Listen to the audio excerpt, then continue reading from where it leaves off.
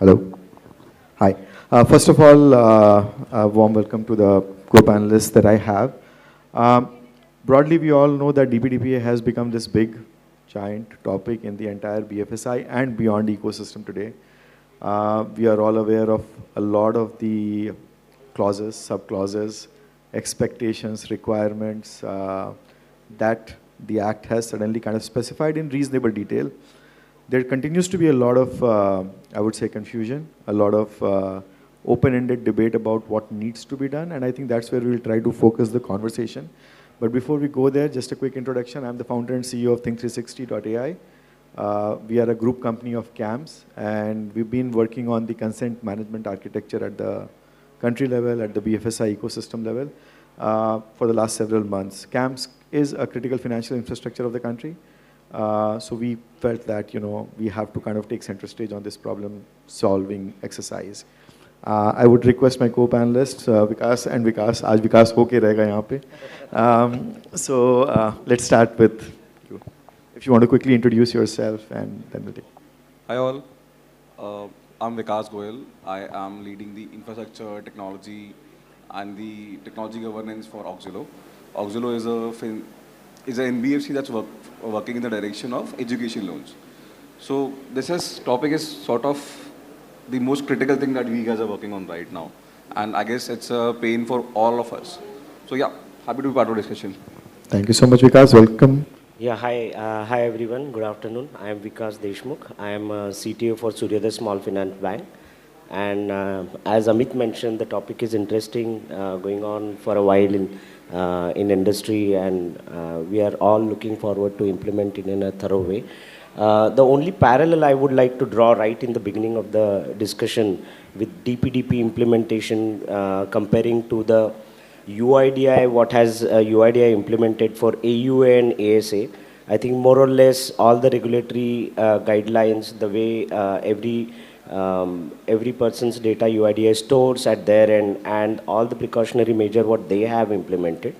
On a similar ground, I think we all need to implement and stringent that controls regarding the customer data handling and processing. So all to Amit now. Thank you. So just to add a little more color to the whole conversation, it has started, the DPDPA compliance has started almost like a legal compliance requirement, but at least at a broader industry level, a lot of us believe that it's also now a change in the system level capability, which potentially can drive trust as a differentiated capability. Banks, NBFCs, e-commerce, telecom, everyone has an opportunity to be seen as a good custodian of customers' data, their privacy, their consent. I think to that extent, we definitely want to see the conversation change towards a more positive color about what DPDPA compliance means. The second thing, and I will come to, I think I would want to hear all your views on that. The second thing there is that historically, a lot of the compliance was driven by processes. But right now, we are talking about something that impacts the core of tech and data infrastructure at a scale which is unprecedented so far in this realm. The way we are kind of having these conversations around what are called as DSRs, data subject rights, starting from your first touch point to the, not just the last touch point, but well beyond the last touch point. And to that extent, how do we kind of bring this conversation around privacy by design front and center at every organization, not just regulated entities. So with that sort of a background, I just want to quickly throw a question to Vikas. Which one? The more tenured Vikas. We'll come to the young version of Vikas later. So the first question I wanted to ask you was, when you think about all the conversation around it, is it forcing some sort of a change in the organizational tech and data infrastructure? What sort of changes are happening? Sort of guidance to the room, things that they should be working on, thinking about. Yeah, thank you. So in fact, major changes maybe. The DPDP guideline mandates 3 major requirements. One is a consent management, then a purpose storage and purpose limitation and storage limitation, and third one is breach response and accountability. So each of these 3 has a big impact on system at the back end. So starting from a consent management, banks or, data fiduciary has to develop a completely holistic consent management platform wherein the consent the customer or the personal data or individual can give a consent, can revoke a consent, and etc. It is a big, it's a reasonable platform bank has to create it or data fiduciary has to create it. That will trigger a change into a backend. Another one, which is a bigger one and difficult one, is a purpose and noting down the handling expiry of a purpose. Okay, so so far the systems, basically system was driving a data. Okay, the data was owned by individual systems. Now the data will be owned by a purpose. Okay, so the banks or entities has to tag each of the data segment to a purpose and an expiry. So that is also going to bring a lot of changes in terms of architecture of the system, the data flow between multiple system internally to an organization, data at rest, data at transit, etc. And of course, what is an expiry of a data. And the moment expiry happens, auto deletion, all those mechanisms or systems are to be put in place. That's also a big change. The last one is the important mandate is breach reasoning and accountability. So breach reasoning and accountability is a mandate which is banks has to carefully handle it to ensure that the continuous monitoring is established within the system so as to identify is there any breach. And if the breach happens, there is an escalation way or reporting way. The way, in fact, the banks are reporting mandatorily the frauds to RBI, similar way the data breach will also have to be notified and communicated to our respective entities if that happens. So operationally part, that has to be taken care. So all of these three mandates are going to bring a bigger change at the back end to the one who data fiduciary and the one who is handling the data at the back end. So just as a round up to that question, how long do you think should be the preparation cycle for this? These are big changes, and you are running a reasonably large organization. A lot of people in the room, I'm sure, are running very large organization. And we have a April, May 27 sort of a deadline. Right. Do we have time or? No, I think, let's not get into too much hurry of implementation. I guess the clarity is, everybody is in the mode of defining or getting the clarity, or there are still gray areas which are to be yet to be cleared. So we do have a time. So, but of course, there is not too much time. But my take would be, or my advice to everyone is like, do spend some time in terms of analyze your own data. Don't take it too casually about handling the data. So far, in fact, if I tell you that from tomorrow, someone from your parents will start looking at the data what you are there on your mobile. Okay, so you will become a cautious. Similarly, the Act would like to implement that. So everyone has to start analyzing your own data, your own system, data at rest, data at transit, whether it is encrypted or not, whether it is masked or not.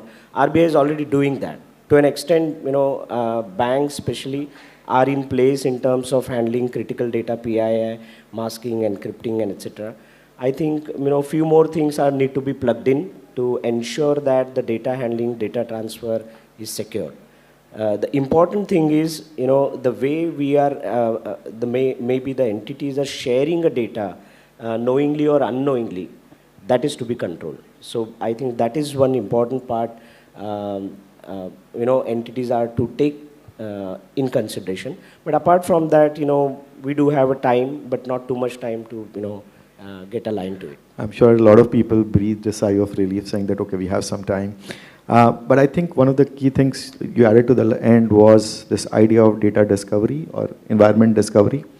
I think that's a fantastically complex problem in its own rights, I guess, especially for very large organizations, right? Vikas Junior.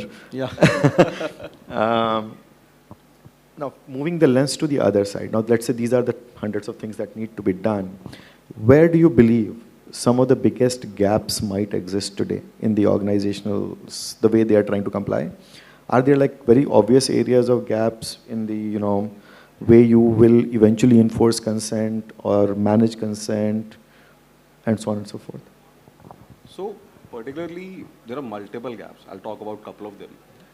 The biggest one that I feel is our systems and our architectures and databases particularly, they have been designed in a way that they are, how do I say this?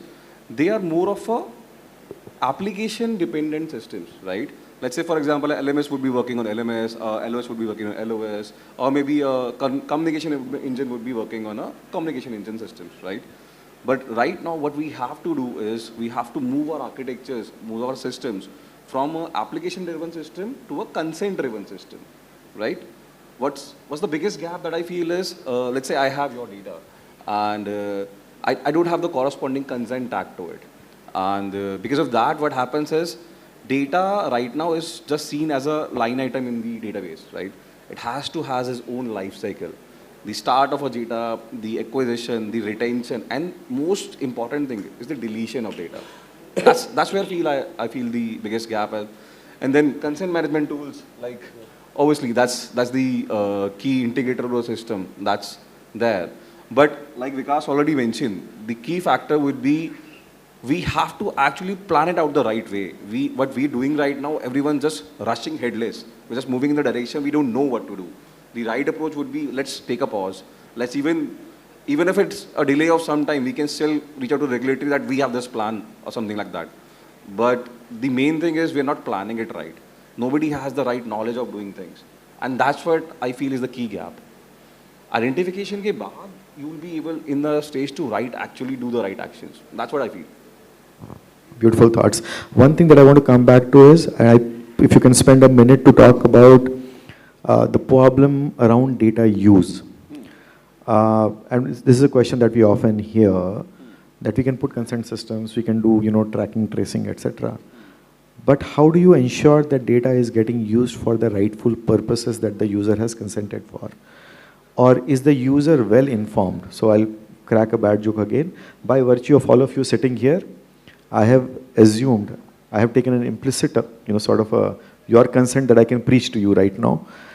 But in future, it has to be a little more explicit if it is digital data. But jokes apart, I think the question is, how do you ensure that data is being used for the limited purposes that it was meant for? That's what I mentioned, right? Every data item, and specifically the PII data, has to have a life cycle defined for it.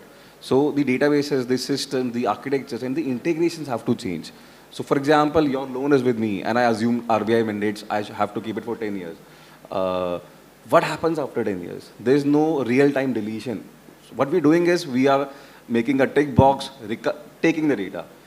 The consent of deletion of data should be as simple as that. And that's the key challenge that I guess all of us are facing right now. So one of the things that is written somewhere within the commentary is about the ease of taking consent is proportional to the ease of revoking and managing the consent, right? It's not right now proportional, but yeah, that's the direction everyone wants to head. Everyone wants to head to. So I would like to add two things onto it. Like, as Vikas G mentioned, that, the purpose of the data, especially the business heads, has to take the ownership of defining a purpose of data and ensuring documentation of the life cycle of that data. The business will take a key participation into a purpose, exact definition of documenting a purpose. Exactly. And means what is the data required, whether it needs to be stored, and how long it needs to be stored, and should be used for processing of what is to be documented. The moment this is in place, then it will be good for maybe a CIO, CTOs to ensure that adherence to that processing is maintained. Lovely thoughts, because it moves me to the next segment where I'm going to ask a few questions about accountability towards DPDPA compliance. Most large organizations are complex, multiple departments, multiple products, multiple channels, multiple stakeholders to a single complex problem. Where do you think the DPDPA ownership sort of compliance ownership sort of resides? Is it the DPO? Is the DPO's role day-to-day life? Is it engineered well enough to manage DPDPA compliance in organizations? So, and how should we think about DPDPA ownership in large organizations?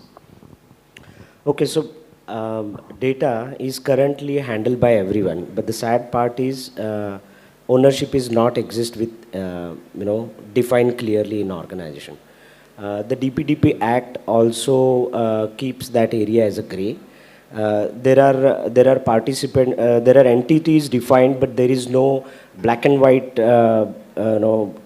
definition exists for the exact accountability with DPO or exact accountability with consent manager or etc. But my view is the one data fiduciary, the one who owns the data, is by and large responsible. But that's at organization level. But coming to a structured ownership of a data in a bigger organization, I think first is board and MD CEOs. They are the ultimate responsible for the data. They are the one who is going to take a call and define the risk appetite of organization pertaining to a data. They will define those policies, and they will also define a policies and agreement to a data sharing. Data sharing for a partners. Between systems? So, between systems, between third-party partners or fintech partners and etc. That's at board and MDCO level. Then next important department comes as a CTO, CIO. I think their understanding is very, very important in terms of data. They're the one who is responsible critically for data classification, data handling, data processing, storage of data, rest at transit, encryption, and etc. So they also own a bigger part of data protection perspective. The next one, as I mentioned a couple of minutes back, is a purpose definition defined by business stakeholders or business heads. So they will drive mainly a purpose and the expiry of a purpose and the action to be taken if the purpose is expires. So they will define the actions. Execution will be taken care by IT or CIO, CTO. Then the important part comes for then operation also, wherein operation team will keep monitoring the day-to-day BAU activities, the breaches, and if breach happens, the escalations and the handling of it. And for that, organizations or banks has to establish a tools to monitor it, to handle it.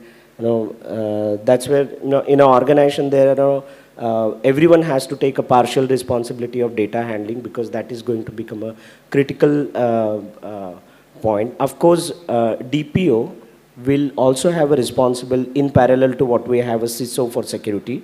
So DPO will also drive in organization the implementation of all of these between all these stakeholders for taking ownership. So overall, it is a distributed ownership across organization. So if I have to summarize, may I say that the strategic ownership is with the MD, CEO / board? That's correct. The how, the purpose, the design of it is to be owned by the business and product teams. The execution, in fact, will be owned by that IT, the CTO functions and so on and so forth, while governance or orchestration overall will be done by the DPO. And day-to-day monitoring, you will still leave with the operations department. Correct. Is that? That's correct.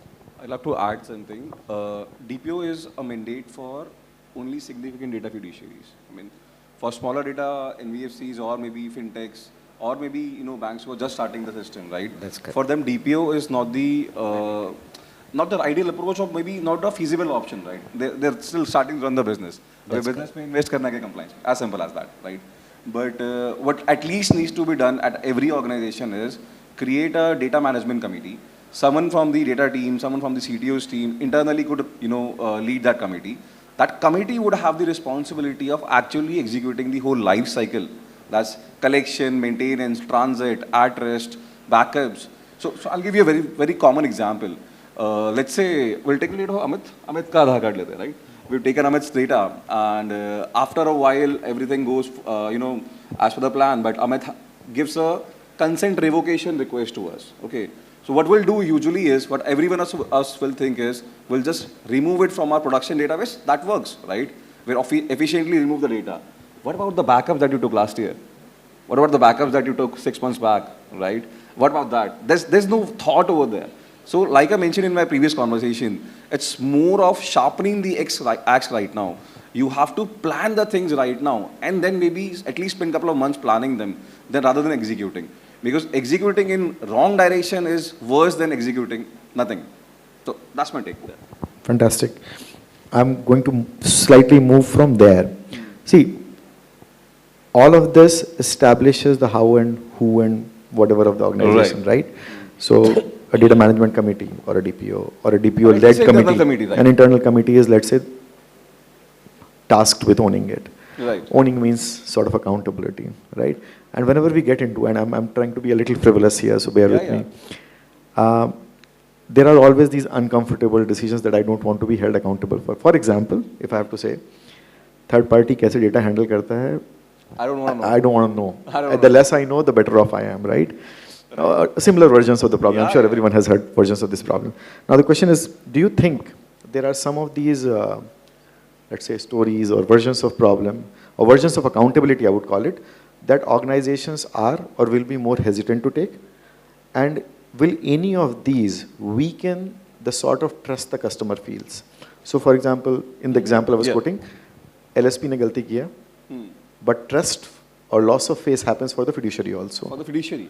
So that sort of example, if you can think of, or give me, where you feel that there will be some of these hesitations. Right? Yeah. There are multiple hesitations, and to be honest, we are here right now because everyone is hesitating to take the first action. We're actually looking at each other.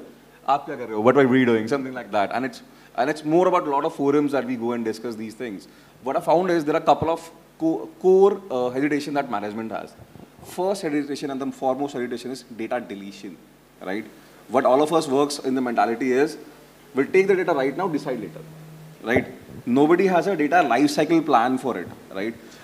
Let's say even if the consent age is gone, even if the RBI requirements are gone, and not only RBI, even if SEBI requirements are gone, we're still hesitant to delete the data. What happens if I could have used it for marketing purposes, right? What happens? Maybe I want to see the previous some financial reports and validate if it's the right thing or not. What happens when RBI comes for an audit? They can audit you for, let's say, back 5 years, right? So that is the part, the data deletion is the most, toughest pill to swallow that, people are, the leaders are really facing. And but does that change the trust equation with the customer? Sort of, yes, right? I mean, if the customer has consented to delete it, right, it should be deleted, right? And the second picture that, the second topic that we were talking about is data sharing with the providers and partners, right? We are running a bank. Aapka LSP hai, aapne galti kari hai. We cannot take accountability for your systems. But in the end, for a customer's trust perspective, he is not giving data to you. He's taking the loan from us, he's taking the services from us. So that's sort of a bigger, portfolio where tagging and lifecycle management not only becomes necessary for our systems, but for our partners as well. Let's say you passed on my Aadhaar for a validation to a third-party API, okay? You can only have contracts with them. You cannot, see, by logic, by the contractual obligations, you have the right to go and audit them. But you will be auditing them or you will be running all your businesses. That's where the, key, challenges are coming. And last thing, and I guess that was discussed in the previous session as well, AI data challenges. Okay, for the LSP, I can still talk and discuss. For the partners, for the systems, or even though right now the challenge of backup deletion is still identified. Someone of you would come up with a product for that, and maybe just customers subscribing to that product and maybe deleting our data in backups. But what about AI models, right? What about the models that are not running on on-premises, right? आज ChatGPT में कुछ डाल के request modify करना, or even people are using ChatGPT for just merging PDFs. Not at our organization, that's a generic thing. That's a risk, obviously. So what about that? The data gone there, and they have very clear terms and conditions that these data items that you're providing, you are not supposed to provide sensitive information. So more than these systems, what I feel is educating everyone becomes our responsibility. And while we have derived that education, even the ground level sales staff, let's say, is very hesitant to receive the Aadhaar card on WhatsApp till the point we are, having that statement that our sales guy is saying we will not receive any data on WhatsApp. It has to be through official channels only. That is where the customer trust builds. Beautiful thoughts, because I think it forces me to think about whose responsibility is it going to be to educate. Are we expecting the regulator to educate? Are we expecting all of us to educate our teams, our customers? It's sort of in the rights versus responsibilities bucket, right? One who is responsible for the penalty will end up in educating everyone. And I think like AUA and sub KUA or sub AUA. AUA is responsible for auditing and a fraud triggered at sub AUA. Similarly, the data fiduciary will be responsible for auditing all their partners for all of the data handling, data processing, and will be answerable for all of the frauds or customer consent also, customer dispute. On behalf of their fintech partners, data fiduciary has to take a lead onto this and will be answerable and responsible also. Absolutely, and I think we did not say that out loud in the beginning, but one of the biggest reasons why we have so much conversation around the topic is because the stick is bigger than the carrot. The penalties are huge. The expectation around compliance and responsible accountability, et cetera, is very, very large here. And there's no walking away from that. But I do personally, I believe that there has to be a lot more education coming from the regulators also. Because the area will remain a little vacuous, little open-ended, there will be different interpretations for certain clauses. But I think it's important that rather than the ecosystem being hit by 3 stories of penalties, we should have 33 stories of how to best manage it and who's doing a good job, who's doing a great job, etc., sort of a thing. Sort of prevention is better than cure. Absolutely, that huge fan. A question for Vikas Jr. this time. The way, I think we have a version of consent, data handling, etc., implemented in organizations, whether within ISO, whether within broader defined set of processes and controls. But where do you see the highest amount of regulatory and reputational risk for organizations in the way things are done in legacy systems? Because those were the ones, those will be the ones where I think the change management or the amount of delta structural, architectural process changes that you'll make will be the most, and work hence will be longer, I guess. So the most critical area that I see where regulatory would want all of us to push stress is we'll be able to still down the line able to manage our systems, right? We'll still be able to down the line integrate systems, manage life cycles, and tools would come for that, right? Let's say there would be a consent management tool that would come for that, and maybe we'll integrate to our data warehouses, data lakehouses, and that will eventually come. The main part and maybe the point of leak that regulatories are looking at would be the partners. Okay, let's say down the line LSPs will also be aligning to the right models and other things. The most critical area that I feel, and in being part of previous discussions across the other panels as well, is the AI. Right now, what we are feeling here is that we are see, it's sort of a genie, right? Nobody typically understands that, and nobody knows what's going inside the right amount of execution. If we are using models and as RBI and other governing bodies mandate, we should be using them self-hosted. We should be using them in our clouds, maybe the clouds that are hosted in India, and then that is one of the leaks that we want to work. But the CIOs typically are looking at the point in time validation, whether the system has the access to other things as well. So let's say I want to train a model, I would still like to keep internet access on for searching, right? But that has to be an incoming access only. It cannot be an outgoing access. And so there are a couple of stories like there are agents who build their own Facebook, there are agents who build their own website, and humans are not allowed that. That's a news last week. That's a news last week. It's not a sci-fi movie, it's a reality these days. So that is where I feel even the regulators would be cautious that apne system chala loge, LSPs ko sambhal loge. What would you do for the system that are not in your control? That's the most critical point. So within the legacy design, you would say the third-party systems would be one big source of risk? Yeah, that would work. And within, let's say, the bank NBFC sort of setup, what would be the biggest focus, should be the biggest focus to check for risks and potential leakages and problems? See, It's a second guessing ourselves. My answer by default is CRM systems. Even I agree on that. Even I agree on that. The CRM systems are by default, how do you say this? Dominantly the first data leak, right? Sales ka banda moves around and the data moves around. That happens in the industry. I mean, that has been happening in the industry for a long time. But these days, the scenarios have been changing. Everyone is educated till ground. And see, it's a transition from a system where everyone has the access to data. Marketing ko emails bhejne hain. Customer has consented for that or not used to happen in, I guess, 5 years back. And everyone is culprit there. But right now, we have to be very, very cautious. Specifically, from a point, the carrot is, very small as compared to the stick, right? All right. So my perspective is important one externally for sharing, as you mentioned. Yeah. What data goes out of your company is predominantly, there will be very stringent onto it. And that data eventually used for marketing, cross-selling and etc. That is major concern and major penalty may be triggered for that. Internally, it is a CIA, Right. confidentiality, Integrity. availability and integrity. Right. So that is still there, will remain there, within department, within organization. So I'll taking a tangential thing, but this morning I was watching something which had this concept of a blue dye test. You almost let the leak happen and you check how far you can trace, the problem. So we'll call it ethical hacking, we'll call it blue dye test, we'll call it whatever. But I think over a period of time, we'll see some sort of, my view is that we'll see some sort of tools emerge, which will also try to check for vulnerabilities of these kinds. Exactly. From that.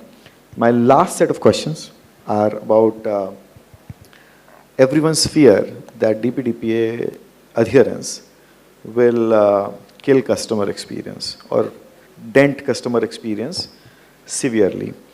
And within that, I mean, whether you agree, disagree, are there specific aspects around the principal rights, let's say access, correction, erasure, modification, tracing, tracking, which part of it do you think will probably damage customer experience, if at all it will damage customer experience for both of you? So DPDP, defines 4 rights. First one is important one, and that is the hardest one is consent withdrawal and data erasing. Okay, that is the hardest one in terms of implementation and will also affect the customer experience because you have a data for a purpose and when the purpose is over, you are going to delete it. Once you are delete it, as you mentioned, there could be some dependent models, some dependent systems, other departments who are using that data will not be available. So that is something which is important and will affect critically, within department external also, data erasing. Then there is a data correction. Okay, data correction right, which is customer need to have a facility of going somewhere like UID. I also have a website wherein you can define that, okay, I don't want to do my biometric authentication for next 6 months, next 1 year, similar to that, and they also need to have a correction. So data correction rights, bank or NBFCs has to establish or create a system so that they can edit their data and then the corrected data is percolated down the system wherever they are using it. There is a other data vault and etc. has to be put in place for some kind of critical data what they're doing. They might end up in extending the ADV for further usage, not just for Aadhaar, but for their own critical data as well. So that's second. Then is the third, data access, CIA. Okay, data access, accessibility, right person, right people should have a user management, user access control and etc. So that data access rights has to be provided so that the customer will know that my data exists where all it exists, what the data held by the bank or entities, and where is what is the purpose, what is expiry, whether that purpose is solved or not, when it is going to get expired and etc. So that's access right. These 3 all above will definitely hit a customer experience, but rather than customer experience, I think customer will be benefited by avoiding the problems of data sharing, or because that they get a calls, marketing calls and etc. So he'll be happy per se. But with respect to people who are handling the existing data, the customer experience will be affected. Say, for example, he mentioned the call center handling a customer data, the sales guys handling a customer data, marketing team handling customer data, will be affected. And the last one is breach, the rights of grievance. So customer has a rights to raise a grievance, raise a dispute, and then get the required information, like an RTI Act, what we have in government. Similarly, for all his data, they have a rights to ask the data fiduciary, what happened, where have you stored it, what will happen. So that's the four rights which are defined by DPDP. I guess. See, what I feel is DPDP would not dent the customer experience. It would enhance the customer experience. Although it would impact the cross-selling of products. Let's say you're opening a savings account with a bank and the bank will not be able to offer you credit cards, right? That way, if you see the customer is not getting access to multiple services, yes, by default, that would sort of an impact. But apart from this, I feel there's no impact. It would be even an enabler for customers. There would be a race in banks and NBFCs showcasing we are DPDP compliant. Your data is safe for others. That's, I guess, is going to be a new, I'll use a Gen Z word, that's going to be a new fad that you can show off as a bank, as a marketing technique. So it is going to, in a way, enhance the customer experience. The customer knows what he has consented for. The customer is 100% sure his phone number is not going anywhere. He's not getting, unnecessary calls. The customer is sure whenever I want, my data would be deleted. So that would, I feel, it's an enhancement to the customer experience. The jury is out on that, but I think I like that thought because, again, it goes back to the point we've been making, that potentially trust has a measurable ROI. Exactly. If you can build trust with your customer base, it will eventually, measurably return in the form of higher customer lifetime value. It will increase the relationship value that we carry with the customer and so on and so forth. But I think, thank you for the conversation. I just want to round it off with a particular page that I have from the Digital Fifth team, which I think is an interesting one from a responsibility of all FIs as a data fiduciary, sort of a roundup checklist where you're saying whether you're doing enough to enable data principal rights as an overarching thing. Right. Within that, have you obtained valid consents? While doing all of this, are you focused on maintaining the right data quality, which was one of the problems. Let's collect everything rather than focus on the quality of what we are collecting. We limit the processing to the specified purposes. We ensure that the processing compliance is linked to that. So we are downstream kind of looking at that. We ensure that if the purpose is served, even if the expiry of consent has not happened, maybe we delete the data to avoid possible leakages and so on. Yeah. We definitely protect ourselves against breaches. And if there is a breach, then the response establishes comprehensively what the next set of actions are and how do you rebuild customer trust in those scenarios. And somewhere around all of this, how do you build a broader privacy culture in the organization? Because in most organizations, I think if you go from management downwards, by the time you get to the field, ISO is seen as an annoyance. क्यों इतना follow करना है? WhatsApp पे क्यों नहीं कर सकते? मेरे computer पे ChatGPT क्यों नहीं है? Everything is customer ready नहीं है documents email करने के लिए. वो बंदा loan लेने आया. How in today's date he's not able to give an email, right? Correct. But we hear all sort of things. Sir, आज login करना है, sir. इसलिए मैंने ले लिया and so on and so forth. So you'll have all of those process, compliance, adherences, those kind of issues. But net, there is sort of a 12 to 18 month journey that we are all on together. And there are some very, very nice hygienic basic stuff, steps to be taken care of, which sort of, at least in my view, starts with knowing what you are protecting, which is your environment, your data discovery sort of exercise. Aligning sort of the four roles that you said, the MD CEO downwards to business, IT, ops, etc., so that everyone knows what their responsibilities are. That sort of flows into how you want to implement it.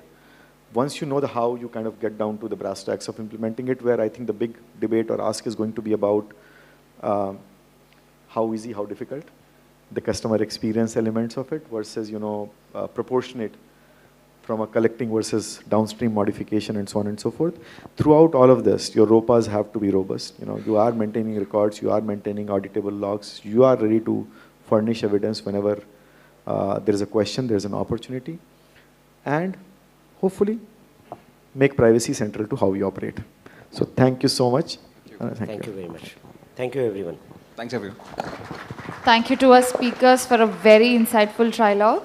I now invite Amit Das, our moderator, to kindly felicitate, in no particular order, let's felicitate Vikas Goyal.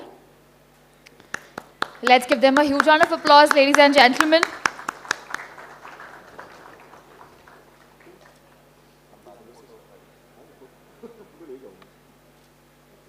Then we have Vikas Deshmukh, Chief Technology Officer at Suryoday Small Finance Bank. To felicitate our moderator with a token of appreciation, I would like to request Shrikant R, co-founder, head of sales, the Digital Fifth, to please come up on this. Gentlemen, can we please have a group photograph?